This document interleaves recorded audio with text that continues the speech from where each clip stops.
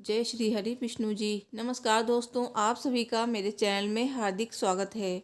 दोस्तों, आज हम सुनेंगे पौष पुत्रदा एकादशी की व्रत कथा।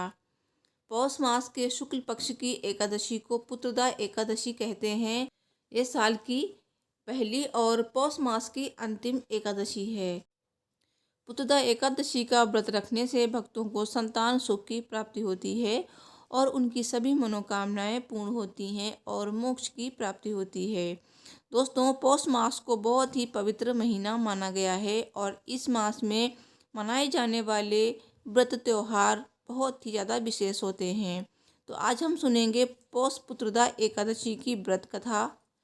दोस्तों, 2023 में पुत्रदा एकादशी का व्रत 2 जनवरी को रखा गया है। तो आइए जानते हैं एकादशी तिथि कब से कब तक रहेगी और पारण का समय क्या रहेगा।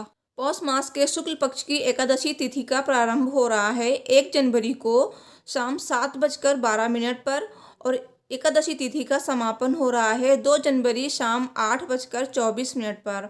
तो उदया तिथि के अनुसार पौष पुत्रदा एकादशी व्रत 2 जनवरी 2023 सोमवार को ही रखा जाएगा और पंचांग के अनुसार पुत्रदा एकादशी व्रत का पारण 3 जनवरी को किया जाएगा। दोस्तों, पारण 3 जनवरी को सुबह 7:14 से 9:18 तक किया जाएगा। तो पारण की फुल वीडियो के लिए चैनल को जरूर सब्सक्राइब कर लीजिए। दोस्तों, पारण की फुल वीडियो आपको मेरे चैनल पे मिल जाएगी। दोस्तों, जैसे कि एकादशी व्रत महत्वपूर्ण है, उसी तरह एकादशी व्रत का पारण यानी कि व्रत खोलना भी महत्वपूर्ण होता है, क्योंकि एकादशी व्रत का पारण शुभ मुहूर्त में ही किया जाता है और कुछ ऐसी चीज़ें हैं जिन्हें खाकर ही व्रत का पारण किया जाता है। तो आइए अब सुनते हैं पुत्रदा एकादशी की व्रत कथा। सब बोलिए भगवान विष्णु की जय, माता लक्ष्मी की जय, एकादशी माता की जय। महाराज युधिष्ठिर ने पूछा, हे भगवान, आपने सफला एकादशी का महात्म्य बताकर बड़ी कृपा की। अब कृपा करके ये बतलाइए कि पौष शुक्ल एकादशी का क्या नाम है, उसकी विधि क्या है और उसमें कौन से देवता का पूजन किया जाता है। तो भक्त वत्सल भगवान श्री कृष्ण बोले, हे राजन, इस एकादशी का नाम पुत्रदा एकादशी है। इसमें श्री नारायण भगवान की पूजा की जाती है और इस चर और अचर संसार में पुत्रदा एकादशी के व्रत के समान दूसरा कोई व्रत नहीं है। इसके पुण्य से मनुष्य तपस्वी, विद्वान और लक्ष्मीवान होता है। इसकी मैं एक कथा कहता हूँ, सो तुम ध्यानपूर्वक सुनो। भद्रावती नामक नगरी में सुकेतुमान का राजा राज्य करता था। उसका कोई पुत्र नहीं था।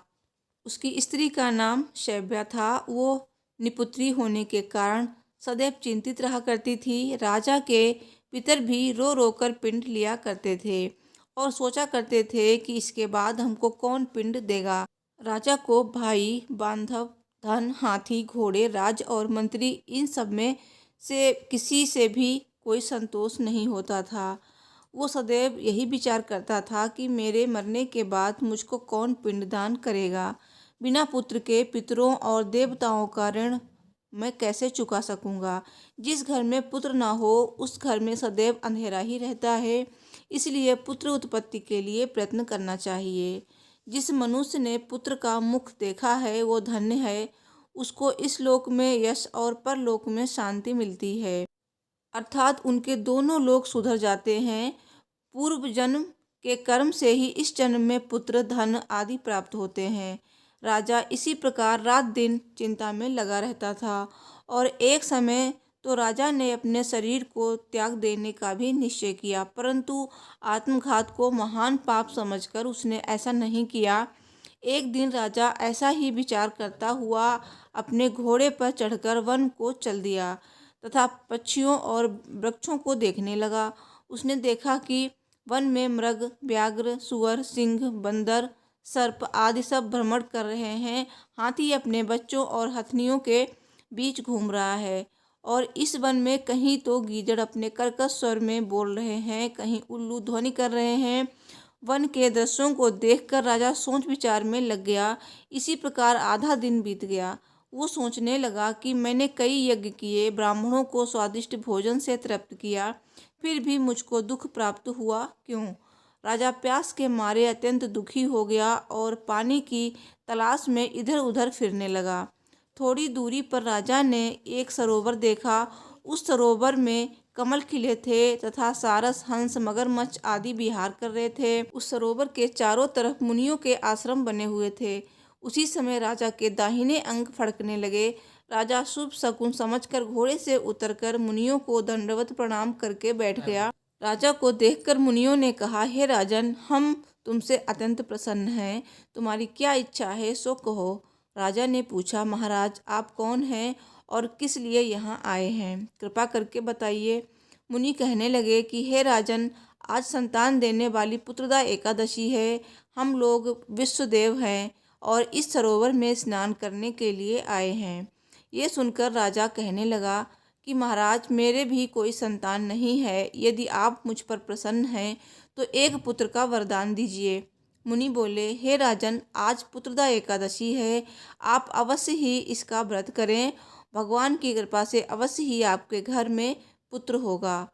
मुनि के वचनों को सुनकर राजा ने उसी दिन एकादशी का व्रत किया और द्वादशी को उसका पारण किया।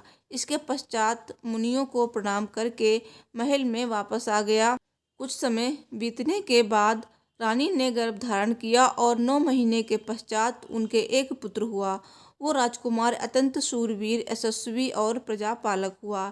श्री कृष्ण भगवान बोले, हे राजन, पुत्र की प्राप्ति के लिए पुत्रदा एकादशी का व्रत करना चाहिए।